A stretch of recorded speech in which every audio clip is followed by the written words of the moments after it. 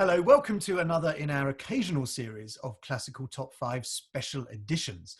My guest this week has had, in a lifetime spent in music, at least 3 extremely distinguished careers as a singer, a broadcaster, and a conductor. Now, most of us, of course, would be happy with success as just one of those, but this is a musician who's been at the forefront of British music on the concert stage, in the recording studio, on radio and television for over 50 years. Now he's written a book about his life, Music, My Life, a Gallimaufrey of Musical Memories, and it is a huge pleasure to welcome Brian Kay. Thank you so much for joining me, Brian. It's a huge pleasure, Tommy. I'd like you just to go on talking about it because I sound much better than I am. I've got so much to say. We should start with the title of the book, shouldn't we? And the word Gallimaufrey. Perhaps you could enlighten us. It's not a word in very common usage, but it's one I happen to like. If you look it up in the dictionary, all it is basically, it's a glorified jumble. Yeah. A jumble of memories, or a mélange, or a medley, or whatever you like. And I just use Gallimaufrey because it trips off the tongue very neatly. It certainly does. And I must say that anybody who's ever played in a wind band in the last 35 years will know there's a piece called Gallimaufrey by Guy Wolfenden. And that's where I first came across the word. When I first saw that recording and played it on a radio program, I thought, that'll do for me. Perfect. And it certainly is a huge mix, a jumble, if you like, of stories and memories. It's more than just a memoir, this really, isn't it? You're really sort of going back on your life, but also having a bit of fun with it. Well, it's like when I present an evening, which I occasionally do, just talking about the things I've done, in case anyone should be interested. It's not really about me, Brian Kay. It is more about the life of an itinerant professional musician and broadcaster. You know, like yourself, you know, we have stories to tell. Actually, the basis of this book was when my mother died years and years ago. We found among her papers a handwritten story of her life, and I thought, there's so much I've learned from that I didn't know. So I thought I'd do something similar for my grandchildren, who were then very young. And I thought, well, by the time they're old enough to care, I might not be around to tell them. So it started like that, and then it grew and grew. And, you know, if you've ever done that kind of thing yourself, and you should, because it's good for everybody, it's very good it's very therapeutic. You know, as soon as you start scribbling, memories start coming back. And people say, you must have kept such extensive diaries. I've never kept a diary in my life. But I've got a reasonably good memory for things a long time ago. I can't remember what I had for breakfast, but things that, you know, go back many years come back once you start sitting down there and scribbling. And out it all came. And I suppose, and one of the other things about that is like so many musicians, when you look back on your life, it's easy for other people to think that the whole thing was planned out. And it really doesn't work out that way, does it? And I think that's something that comes through in the book very much so. Well, it does not, no. And one thing has basically led to another, luckily in my case. And there have been very few moments in my life when I've not had an awful lot of work to do. I mean, when I finished with the King's Singers after spending nearly 15 years performing 2,000 concerts with them worldwide, the thought drains the blood from my face even when I think of it. We were doing 200 concerts a year at one time. Yes. Madness, but a lot of fun. Yeah. And a great way to see the world. When I left, I wondered what I might do next. Yeah. And the broadcasting started because the King's Singers had to perform at the Cheltenham Festival a lot of a series of pieces commissioned by the festival called 7 Deadly Sins. And they used 7 living composers, of course, to write them, the last of which was a wonderful combination of Willie Rushton and television and film composer Carl Davis. And they wrote a sort of Victorian melodrama. And off stage, it had me breathing into a microphone in a sort of cod third program voice. And in the interval of the concert, the producer who was recording it all for the World Service said, have you thought what you're going to do next? I said, not really, I just don't want to be a King's singer anymore. He said, well, you gave a very good impression of a third program announcer. Would you like to have a go for real? And I spent the next 25 years doing exactly that. Amazing. Well, let's not get ahead of ourselves. Let's go back to King's Cambridge. Yes. Because, you know, I think most people will have known you first, perhaps, depending on their age, I suppose, as a King's singer. Named, of course, after the place you studied at in King's Cambridge. Now, one of the amazing things about reading what you've written about your time there, is what an extraordinary time it was to be there. You happened to be there with so many other musicians who became big in their field. It seemed to be a place that was full of music. It's extraordinary. I mean, I went up to Cambridge in 1963 and was there from 63 to 66, singing in the choir at King's, as you say, under the great late Sir David Wilcox. Yeah. And there just seemed to be, I mean, as if that wasn't enough. I mean, the thrill of being in that choir, in that building, under that director of music, doesn't come to many. And I've always looked back on it with a real sense of privilege. But also, everywhere in Cambridge, there seemed to be extraordinary, outstanding musical people, clearly hell-bent on spending the rest of their life making music, and the sort of people who made things happen. Yes. My exact contemporary at King's as organ scholar was Andrew Davis, now Sir Andrew, of course, who had a wonderful career, but still has a wonderful career, but who, even back then, clearly was destined to do something special. Same goes for a young undergraduate in King's who wasn't even reading music, he was reading ancient Arabic. His name was John Eliot Gardner. And he put on a performance of Monteverdi's 1610 Vespers in King's College Chapel in 1964, which was astonishing. Well, you say, I think, in the book that it's one of the great moments for you in your life. It was a Damascene moment for me. I mean, he was 19 years old when he did his own edition of the Monteverdi Vespers. I mean, that in itself is extraordinary. It's a work that was hardly ever performed in those days, but he put it on. It was an extraordinary performance. I mean, remarkably good. And his preparations for it, his rehearsals, opened the eyes of all of us to a whole different kind of music making. Of course, the Monteverdi Choir, which it became from that moment onwards, is still pretty much one of the famous, the finest in the world. But he wasn't the only one. There were two people who were rather keen on early music, who thought they would try and get a bit more interest going in what was then a fairly rarefied field. Yes. And they were David Munro and Christopher Hogwood. And for those who are familiar with that part of the musical world, the rest is history. Yes. There was also a young chap next door at Clare College who was very keen to be a composer. I never did discover what happened to him. He was called John Rutter. I mean, all these people. It was all there. This is all going on. And well, because John Rutter ended up. I mean, he was head of music at Clare eventually, wasn't he? He was indeed. He was indeed. Stayed put. But he had come as an undergraduate. He did and stayed. And in my first year, I remember in '63, I was in my study, my room, pretending to study, and a knock at the door, and one of his fellow choral scholars from Clare came in and said, "You've got to listen to this." John had made a cassette, as it was in those days, of his Christmas carol arrangements, most of which he'd written when he was still at school. And they put this thing on and said, "We think this is rather good." And the first track they played was John's wonderful Shepherd's Pipe Carol, which he had written at school. And I just said, "That's the future of carol singing."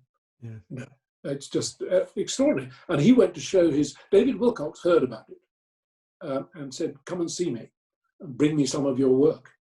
And when he gave David these selection of Christmas carols, and David sat and read through them, he thought David would try and get rid of him as some kind of potential rival, you see, in the world of Christmas carols. On the contrary, he said, "These are really good. I've got a meeting at OUP this afternoon. Do you mind if I take them along and show them to them?" And again, the rest is history. Yeah. So it was an amazing time. And not just students either, fellows. I mean, you talk about E.M. Forster used to come to the concerts. Well, he was a great music lover. Obviously, you remember his work with Benjamin Britten on his operas, and he was just a lovely old retired fellow of the college, and it was wonderful to have people like that around us. Yeah. It's always the same in these universities. Wherever you go, there are going to be people who are going to become movers and shakers, and when you can look back on it 50-something years later, you sit here realizing how lucky you were and what a great time it was. So this group of friends that you had that all happened to be good singers were scholars, but actually I didn't realize, I don't think, that a number of your King singers as they became colleagues, weren't actually really singers. They were instrumentalists. They just happened to be also very good singers. Well, How did that all come about with you as friends? that's not quite right what you're saying. I mean, because we were all choral scholars. Yeah. We were all at King's Cambridge because we'd won choral scholarships, and our job was to sing even song every day and 3 times on a Sunday throughout the university terms and in the long vacations. And so we were all, and if you're familiar with the sound of the choir of Kings in those days, and it's not much different now, because of the wonderful building and the acoustic and everything else, David Wilcox wanted to bind 16 boys and 14 men into a blended unit, and we all very happily sublimated our personalities and characters and any voices that we had in the common good. Yes. And so that the seed, in a sense, for a kind of group like the King Singers, as there had never been before, that is to say, a group with 2 countertenors, 1 tenor, 2 baritones, and 1 bass, were sown in the choir. And by the time we left the choir, and even while we were there, we were singing on rag days at the Footlights Club and all those sort of thing. Basically just combining the privileged music that we sang in the chapel at King's with a lot of fun things that we thought would go together rather well. Yes. And from that grew what became the King Singers. And we did our first official London debut concert on May the 1st, 1968 in the Queen Elizabeth Hall in London. And 52 years later, the group is still going, with different people, of course, but still singing wonderfully all over the world. And we're very proud of, we old fossils who started it all off. We're extremely proud of what we did. I suppose I was referring, as far as other instruments concerned, 2 of your lot were bass players. I mean, they were employed as instrumentalists in the BBC Northern Orchestra, as it was then. Indeed, they were. In the middle 60s, when we'd all kind of left Cambridge, they were playing double bass, as you say, in the BBC Northern. 3 of us were singing in cathedral choirs. I was at Westminster Abbey as a bass. Nigel Perrin was at St George's, Windsor, and I think Alistair Hume and Anthony Holt both sang for a time in the choir at Chichester Cathedral.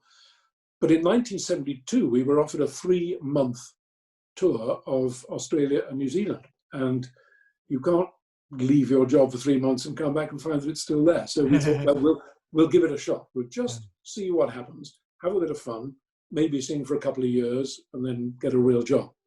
Luckily, none of us ever had to, which is a great relief. It is extraordinary what happened. I mean, anybody of a certain vintage, and I'm thinking also of my previous guest in this slot, James Galway, there was a time when you guys, the King Singers and people like Jimmy, were everywhere. You were on the chat shows, you were in people's living rooms, and became extremely famous because of that. Well known, certainly, and simply because we were cheap and available. No television program during the 70s was complete without the 6 of us droning away in the background, and we had a huge amount of fun doing that. And as you say, the most important thing is it brought us into people's living rooms, and they could see what they'd only previously be able to hear maybe on the radio and on recordings. But the other similarity with James Galway, I think, is one of the things that always attracted me to Galway was that he had that popular touch. He knew when to play the popular stuff, but we all knew that he had the real chops as well, because he'd been the principal flute with Herbert von Karajan in the Berlin Phil. And it was exactly the same with the King Singers, wasn't it? Because you did the popular stuff and you did all the dressing up and all that on the chat shows.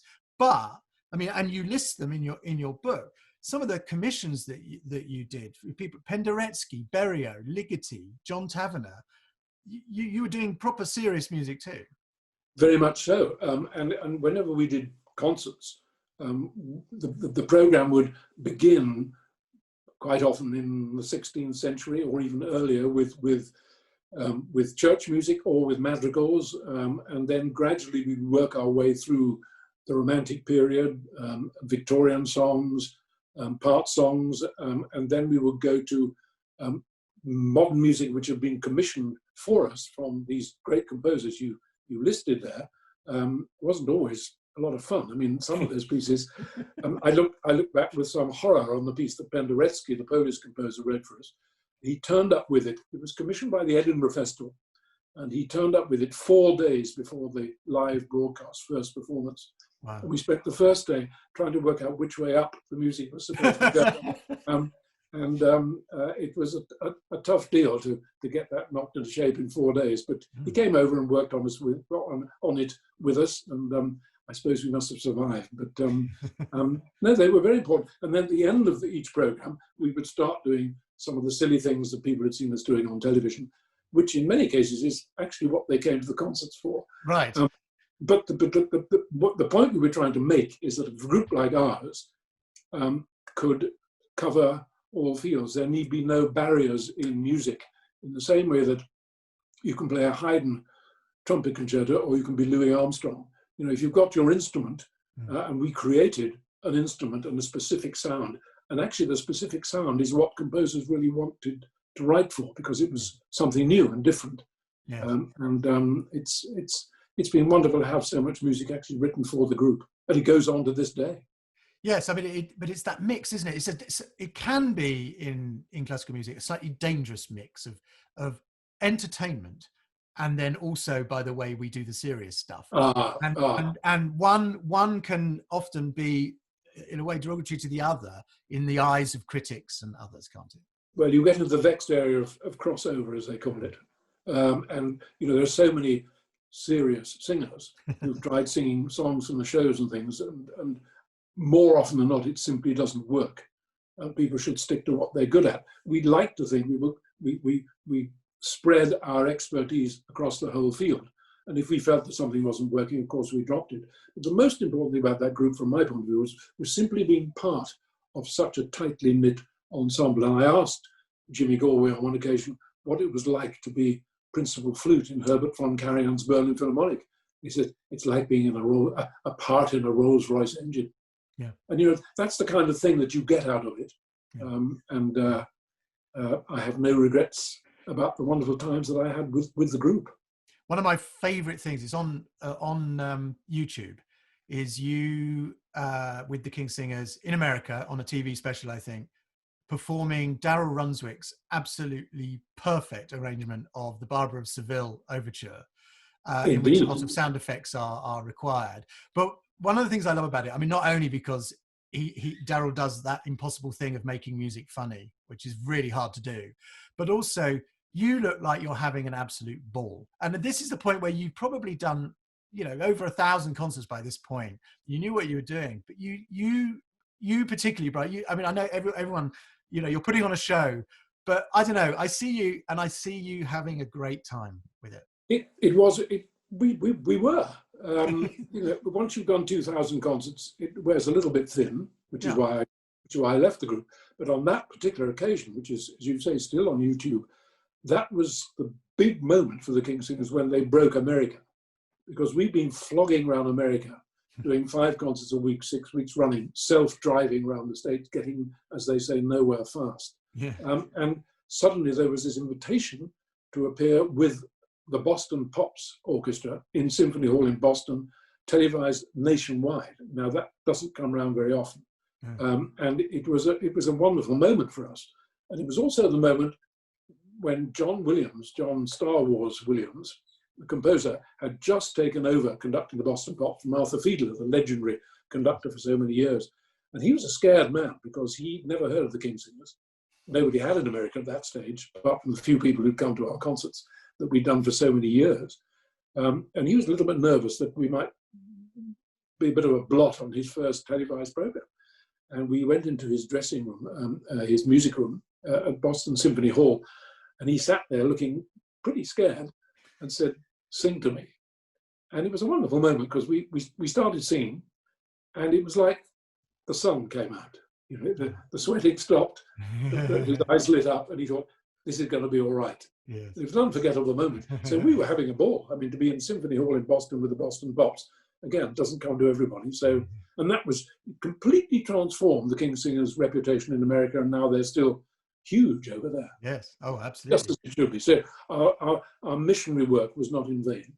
You include you mentioned earlier the when you all got together for the anniversary of the original lineup, and there's a picture of it in the book, which is just fabulous.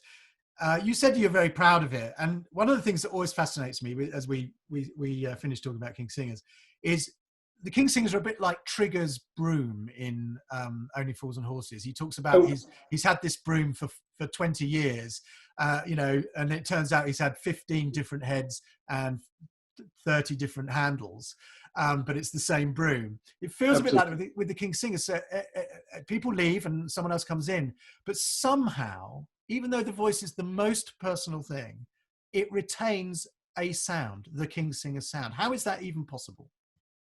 Mainly because of the music that has been written for the group. You see, in the early stages, we were looking for an identity, and we were trying to find some way of using the sound that we could create between us in a different field. And I credit a wonderful man, and no longer with us sadly, Gordon Langford, who was one of the greatest arrangers around. Yeah. We were sitting in a Alistair Hume's flat in North London one day, fiddling through a few bits and pieces of music that we think might work. And there was literally a knock on the door, and a courier came from Chandos Music and said, "We've got this arranger called Gordon Langford who's heard you on the radio, and he wonders if you would mind singing through this little arrangement he's done of a folk song called Blow Away the Morning Dew. And if it was any good, would you mind singing it sometime?" We sang it straight through, and we said, that is precisely what we've been looking for. And in that moment, I think the sound of the King Singers was created. And he went on to do dozens and became a great friend and did dozens of arrangements and so on. And because people then realized how to arrange for the King Singers through Gordon's example, shining example, then the sort of music that we were commissioning and being sent to us, people sent from all over the world, we'd like you to sing this. The music is there. And it's so perfectly tailored for those 6 voices that even if you replace 2 of them at once, which only happened once, I think we normally replaced only 1 at a time, the sound is still going to be the same if you choose the right kind of voice.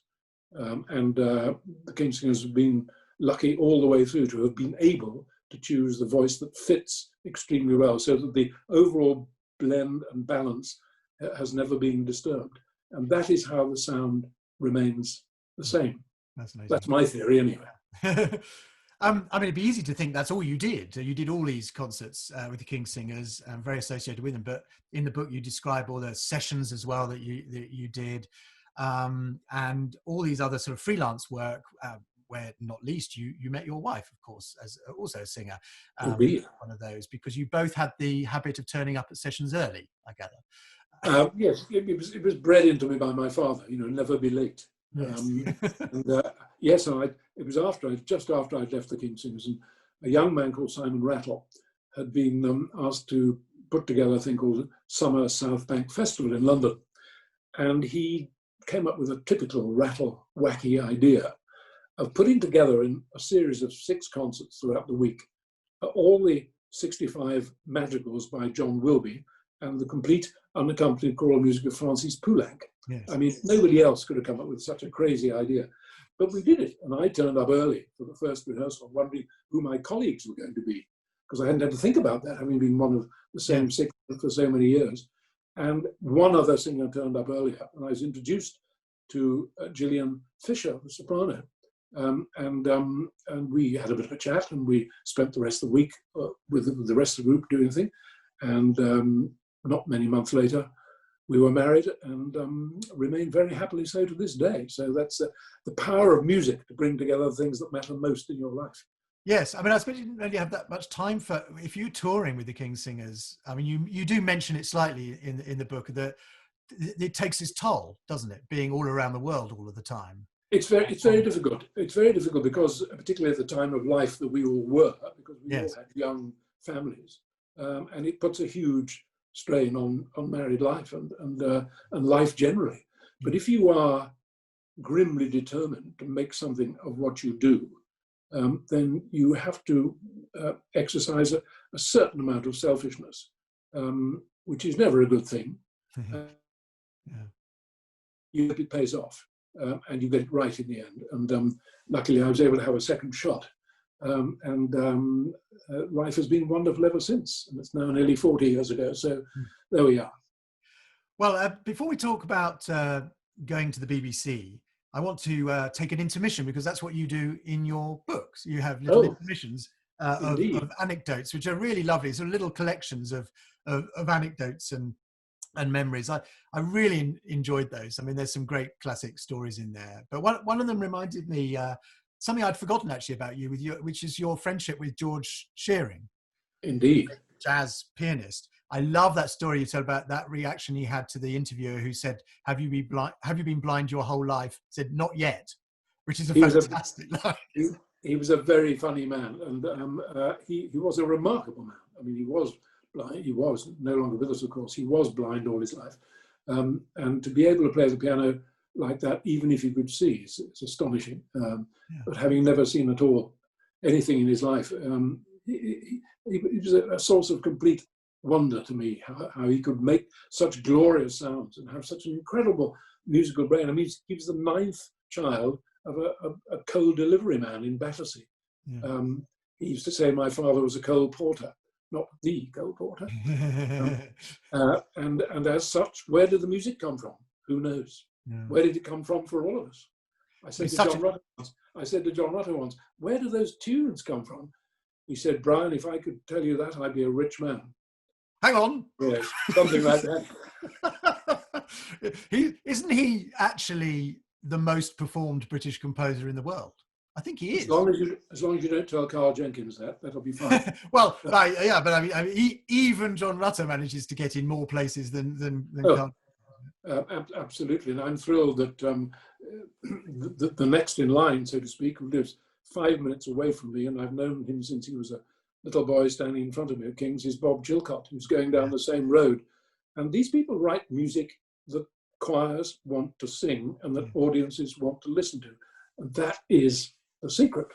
Yes, well, and you mentioned Carl Jenkins. I mean, The Armed Man has become this enormous worldwide success. And people often forget, don't they? It's a major work. It's an hour and a half long. It's huge. It's not a little throwaway piece. But amateur choirs absolutely love performing it. I mention it, Brian, because another one of your little anecdotes in your book is a fabulous one about you conducting as part of the really big chorus that you do at the Royal Albert Hall, doing The Armed Man, and a group of Irish schoolgirls that are involved. Just tell me about that, because it's a wonderful... Yeah, well I've done it 4 times in the Albert Hall. We thought we'd give it a try first time, and 3,500 singers turned up to sing it, which was just wonderful. And we had this huge orchestra that filled the arena where the promenaders stand. The singers were up both sides of the organ, on both sides, and halfway around the hall, right up floor to ceiling. Wonderful spectacle, incredible sound.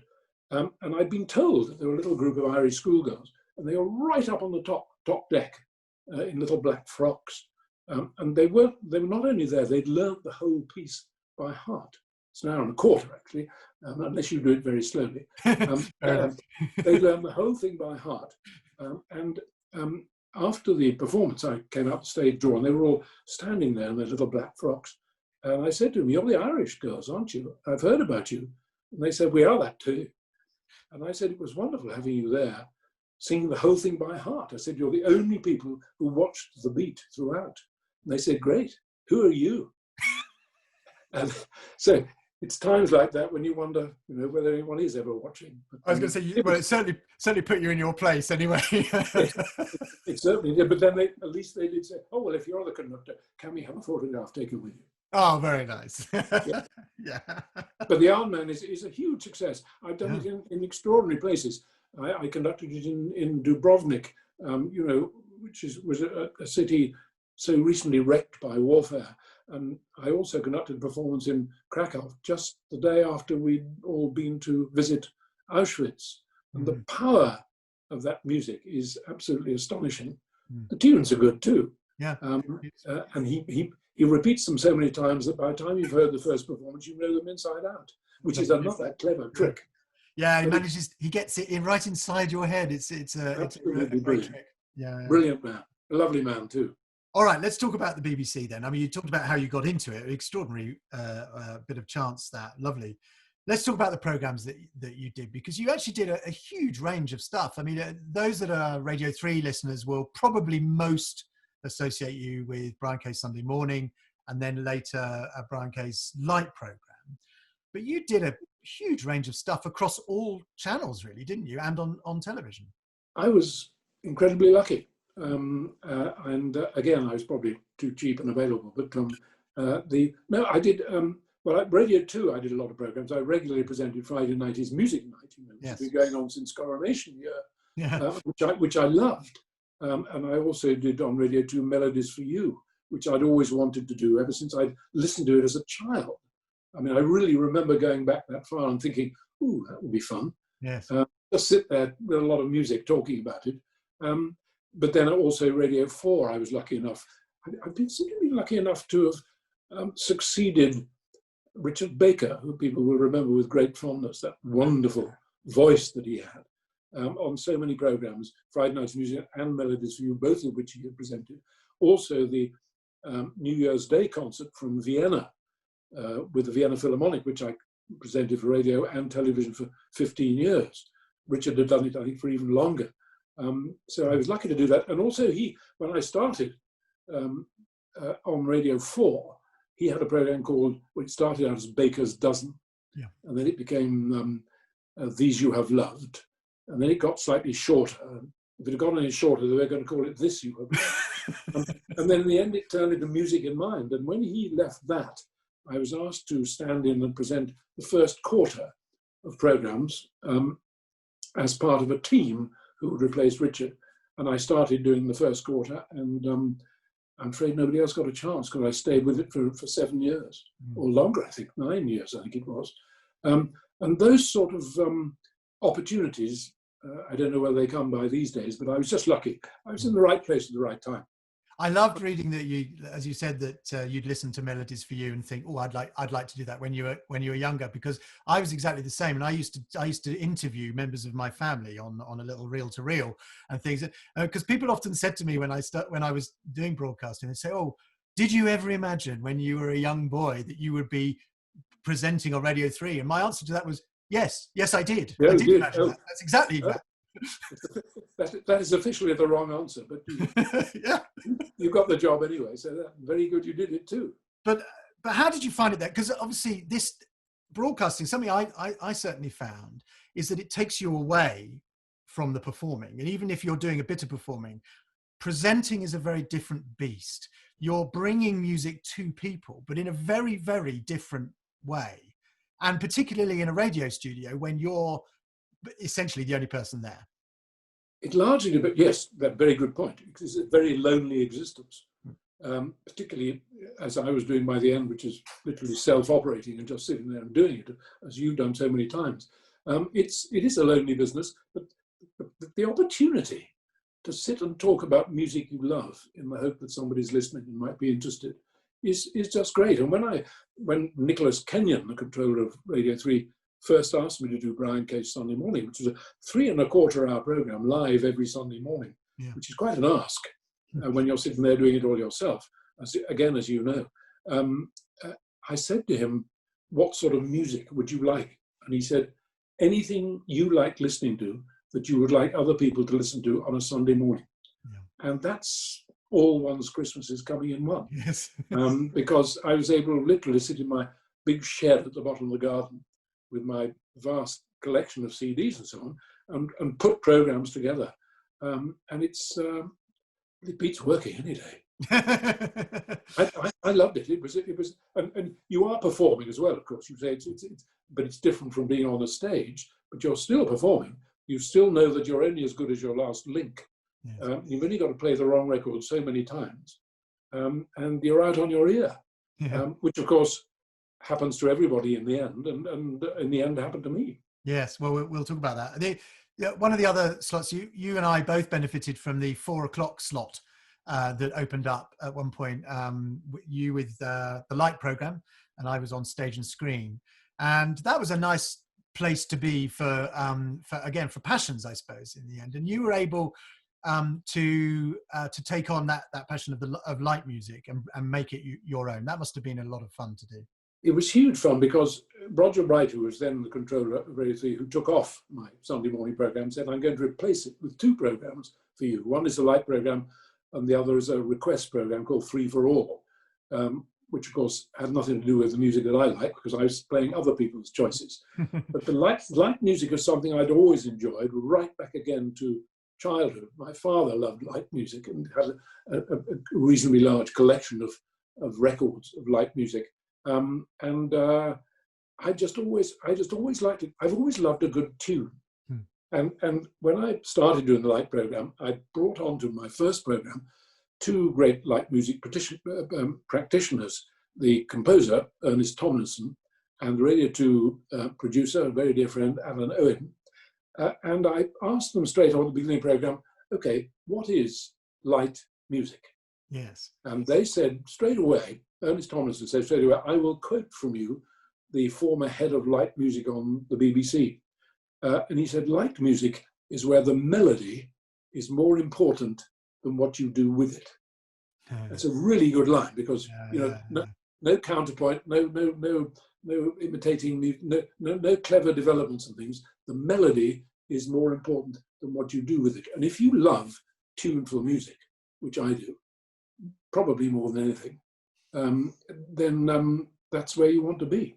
And it had a huge audience because there are an awful lot of people out there who share that same feeling that I have for light music. And what happened was that Ronald Corp and his new London Orchestra on Hyperion Records, a rather big move from them, came out with some CDs of light music which they had re-recorded. And that started a big interest going. And then I sort of came in on the back of that. And that program generated interest in more record companies. And so more and more light music became available. Yes. I featured over 700 light music composers on the series over 7 years. And it's a lot of people. And I would say 95% of it was really good stuff. I won't talk about the rest, but no, there's so much. And now there's one Guild Records has produced over 100 CDs of reissued old 78s. And it's a treasure trove of wonderful music. And people are very iffy about light. Well, they are, aren't they? And actually, I mean, it was one of those occasions, I think, when it came on Radio 3, same, I think, to a degree with my film music one. A lot of people thought, what on earth is this music doing on Radio 3? This is a serious music network. And, they all conveniently forget all the light music is serious. Light music exactly. is serious. I mean, and of course, that's the nub of it, isn't it? But of course, you proved what we all knew, really, is that people love that music. They and when they love it, they really love it. They're really into it, and you had a very particular audience that you carried with you. And the great thing about radio is, if you don't like it, turn it off. Right. But where's the fun in that, Brian? Where's the fun in that? They don't write letters then. Oh, I wouldn't even like to read out some of the letters. Oh, don't. We could do a whole other program about the letters we got. You've had them. No, I don't think we'd be allowed to do it. My all-time favourite was, why do you call yourself Tommy Pearson? I think that's my favourite one. That's a very serious question. Very serious question. ask my mother. I've never thought of asking that one. But like many other much loved broadcasters who have written memoirs, and I think off the top of my head, Des Lynam, Michael Parkinson, Barry Norman, Clive James, they all devoted a large number of pages in their memoirs to how badly they were treated by the BBC in the end, and how badly they felt they were just pushed away, and mostly through a lack of communication. Now, this is a classic story for all of us that have ever had anything to do with the BBC and are no longer there. But you write about that. You were pretty bitter about the way you were treated, particularly at Radio 2, weren't you? I'm not a bitter person, but well, let's go back to where a long time ago, a dear friend at Radio 2, Tim MacDonald, I was working at the BBC so much, at the same time as conducting choirs and things. I said to him once, I'm getting so busy at the BBC, I think I'm going to give up everything else and just concentrate on being a broadcaster. He said, don't. He said, it doesn't matter how popular you are, there will come a moment when the BBC decides it's had enough of you and you'll be out. And if you haven't kept something else going, you're retired, which of course is anathema to all of us. And it's exactly what happened. You know, in the end, almost like a pack of dominoes, the whole thing sort of fell over because Radio 3 cancelled all, as you know, and you do well, all those 4 o'clock slots. My 2 gone, and nothing to replace them, because I think they decided that they would make everything on Radio 3 presented by in-house presenters and get rid of all we freelancers. So they went, and then Radio 2 disappeared at almost exactly the same time. It was quite extraordinary. It's quite frightening, really, in many ways, or would have been had I not kept another career going at the same time. Because when you suddenly, well, Radio 2, I was presenting Melodies for You, as I told you, which I loved. And I'd been doing it for about a year and really was beginning to enjoy it a lot. And the system was, the producer would send me the choice of music, because it was Radio 2. Radio 3, I choose my own. On Radio 2, the producer would send the music, and I would simply listen to it, research it, read the research notes, put together a script, go up to London, self-operate, just sit there and do 2 one-hour programs of Melodies for You in a day. That was fine. I really was enjoying it. And one week, the music didn't turn up, the selection of music. So I rang the producer and said, what's happened to music? I've only got 1 more day to think about it, and we're recording on Friday. And she just said, no, Sheridan Morley's doing it. I said, what do you mean? Just doing this week? And she said, no, he's taken over the program. That's all I got. Yeah. Suddenly, finished. It's in a phone conversation that lasted less than a minute. Yeah. My experience with Melodies for You had gone. And that is, the more one reads, as you say, other people's books and hears from fellow broadcasters, that unfortunately is very often the way the BBC behaves. You don't get much back for devotion and loyalty. And it's a shame because it leaves a bitter taste. I was really shocked because, of course, I didn't really know the details of it at the time, but reading it in the book, really shocking way of doing it. And of course, you know, I often think, well, with the little people like me, fair enough, these things happen, but it's when it happens to really, really popular, much loved broadcasters like yourself. And also, I mean, I think of Terry Wogan, for example, who, you know, read that he was no longer going to be doing his weekly chat show in the Sunday newspapers. Yeah, absolutely. And this is someone who was so much a part of the BBC, of what they were to the public and everything. And Tom Jones, the singer Tom Jones, the same thing happened to him on The Voice, you know, on television. Yes. He suddenly gone. He said, no discussion, no conversation, no nothing, just finished. They brought him back in the end. But nonetheless, no, it's man management has probably not always been the BBC's best suit. Let's put it that way. But you said, as you said, you had something else going anyway, and this is your sort of, as it were, third phase, major phase of your life, which is conducting. And you've talked already about conducting the really big chorus and all the rest of it. But just talk to me about that then. Getting not exactly getting back to it, but certainly it becoming much more of a focus to you again, being in front of audiences. I mean, obviously, we're now talking at a time when this simply can't happen. But just looking back over the last few years that you've been doing this, it must be great being in front of audiences. It's wonderful. I mean, we talked about the loneliness of sitting in a radio studio talking to yourself, which is quite a lonely business. And the foil to that, for me, has been able to go out and stand in front of maybe 20 people in some cases, in 200 in other cases, 700 in Surrey at the Leith Hill Festival, which I conducted for 21 years, and countless thousands in the Albert Hall. And it's just wonderful to be out there and doing what I like doing most, which is making music. And it's very sad at the moment that it's not possible to do that, because choirs and orchestras choirs are not singing and orchestras aren't playing, and it'll be a while before they are. And the sad thing is for choirs that when they come back, you can't just turn them on again like a tap. You know, we have to go back to basics. Most choirs will not have been singing for a year And any kind of singing, particularly, Yeah. whether you're a soloist or a chorister or anything else, if you don't keep the muscle going, it collapses.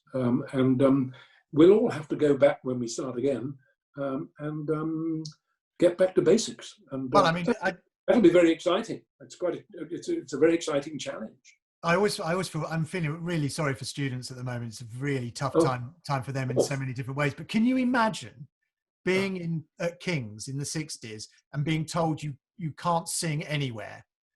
It would have been horrendous. Yes. And poor Daniel Hyde, who just took over from Stephen Cleobury, wonderful first Christmas last year, and then all this happens. Yeah. No, it's young students, and also those young professional singers and players who've just come out of the college and so on are just beginning to get one foot on the ladder. I think of the young soloists I employ in concerts I conduct, and we audition soloists every year for the Albert Hall concerts, of which we do 3 a year, and trips around the world and so on. And those who've just started, it's all collapsed for them, and they've got nothing else. Yes. That's what's really, really frightening. Yeah. And an awful lot of them will have to try and turn to other things if they can. And it's really tough. And I think a whole generation of brilliant singers and instrumentalists will simply be lost to this ghastly thing. Mm. Let's hope not, but I fear for the immediate future. You mentioned the Leith Hill that you've been part of.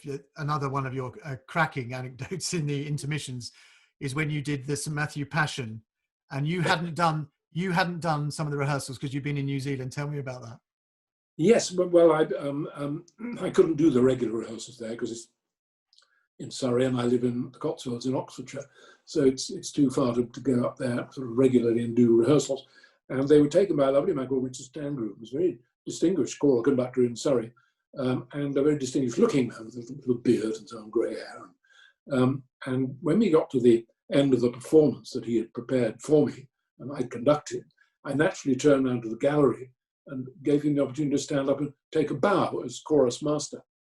And two old ladies were heard on the way out of the hall saying, "Wasn't it wonderful having the composer there?" I mean, it's wonderful how people don't quite understand how these things work.